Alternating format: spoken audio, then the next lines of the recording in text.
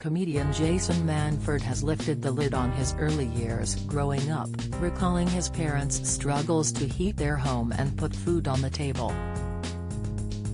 Family holidays and even school uniforms were an impossibility without help from charities.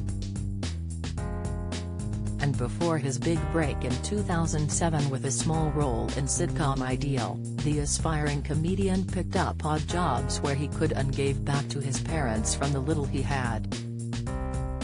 He said, "I always say I only realized I had an underprivileged childhood later on in life. At the time you don't know, do you? You have nothing to compare it to.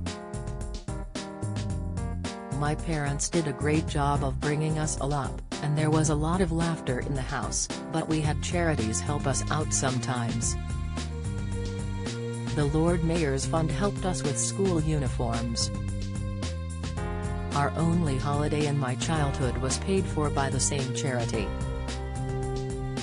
But also, we got by with the kindness of family and friends and neighbors.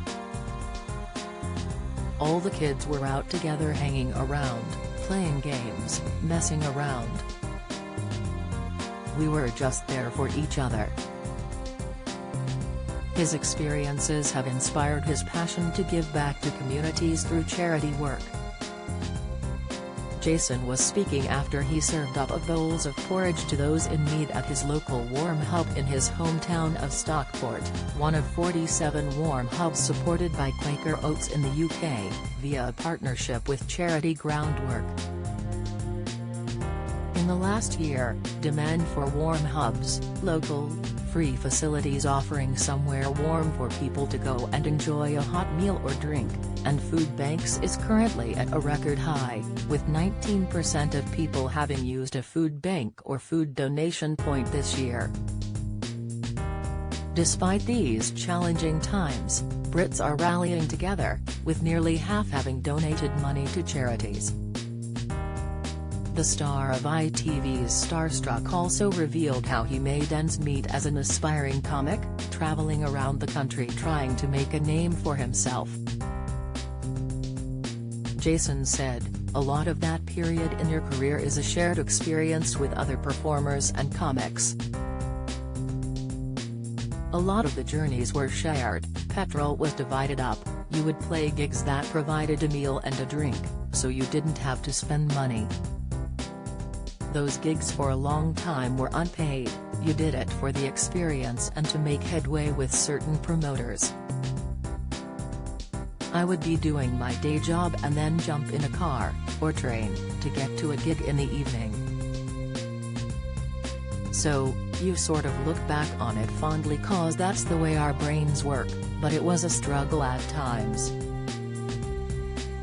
Jason, who has partnered with Quaker Oats for its Share the Warmth campaign, was also surprised by how welcoming the warm hub was, despite it being something set up, in theory, for people struggling. He said, "Anybody's welcome. Obviously, it is for people who are struggling, but lots of people are struggling in different ways.